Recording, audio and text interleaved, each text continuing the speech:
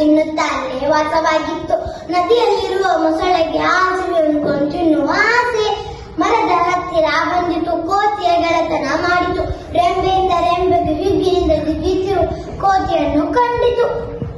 ಮೊಸಳೆ, ಮಿತ್ರನೇ, ಹಸಿವೆಯನ್ನು ನನಗೂ ಕೊಡುವೆಯಾ?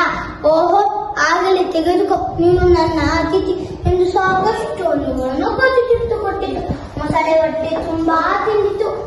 ಕೆಲವು ಹಣ್ಣುಗಳು ತನ್ನ ಹೆಂಡತಿಗೂ ಒಯ್ದುಕೊಟ್ಟಿತು. ಹೀಗೆ ದಿನವೂ ಮಾಡುತ್ತಿತ್ತು. ಹಣ್ಣೆಂದರೆ ಅವಳಿಗೆ ಪಂಚ ಪ್ರಾಣ. ರುಚಿಯಾದ ಹಣ್ಣುಗಳನ್ನು ಸವಿದಳು. ದಿನೇ ದಿನೇ ಅದರ ಮೇಲೆ ಆಸೆ ಹೆಚ್ಚಾಯಿತು.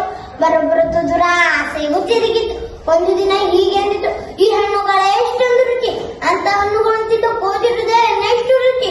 ಇವತ್ತಿನ ಸಂಜೆ ಊಟಕ್ಕೆ ಅದರ ಹೃದಯವನ್ನೇ ತರಬೇಕು ಎಂದು ಗಂಡನನ್ನು ಪೀಡಿಸಿತು. ಮೊದಲಿಗೆ ಹೆಂಡತಿ ಮೇಲೆ ಅಪಾರ ಪ್ರೀತಿ, ಮಿತ್ರ ಕೋತಿ ಮೇಲೂ ಪ್ರೀತಿ.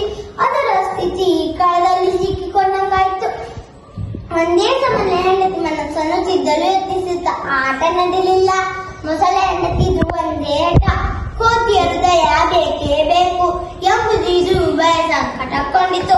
ಚಿಂತೆಯಿಂದ ಮೊಸಳೆ ಕೋತಿ ಬಳಿ ಬಂದಿತು. ಮೊಸಳೆಯನ್ನ ಕಂಡ ಕೋತಿ, ಮಿತ್ರ, ಏನನ್ನ ಚಿಂತಿಸುತ್ತಿರುವೆ? ಕೂಡಲೇ ಮೊಸಳೆ, ನನ್ನ ಹೆಂಡತಿ ನನ್ನನ್ನು ನೋಡುವ ಆಸೆ ಬರುವೆಯಾ? ನಿನ್ನ ಹೆಂಡತಿ ಎಷ್ಟು ಒಳ್ಳೆಯಳು, ಖಂಡಿತ ಬರುವೆಂದು ಲಗಬಗದಿಂದ ಮೊಸಳೆಗೆ ಬೆನ್ನೇರಿ ಕುಳಿತಿತು. ನದಿಯಲ್ಲಿ ಇಬ್ಬರ ಪ್ರಯಾಣ ಸಾಗಿತು. ನದಿ ಮಧ್ಯೆ